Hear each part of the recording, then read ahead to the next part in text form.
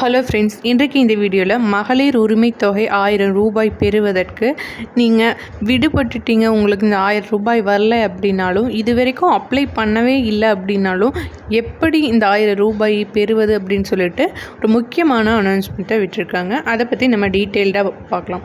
பெண்களுக்கு மாதம் 15ஆம் தேதி 1000 ரூபாய் தமிழக அரசு வழங்கி வராங்க. இந்த நிலைமையில் நிறைய பேருக்கு மேல்முறையீடு செய்தும் எங்களுக்கு கிடைக்கவில்லை 1000 ரூபாய் அப்படின்னு சொல்லியிருக்காங்க.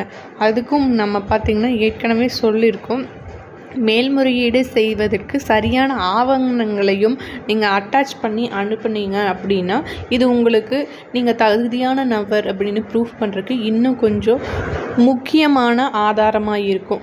ஸோ அதோட நீங்கள் 5 டாக்குமெண்ட் வரைக்கும் வைக்கலாம். ஸோ 5 டாக்குமெண்ட் வரைக்கும் நீங்கள் அட்டாச் பண்ணி நீங்கள் சரியான நபரை ப்ரூஃப் பண்ணுங்கள்.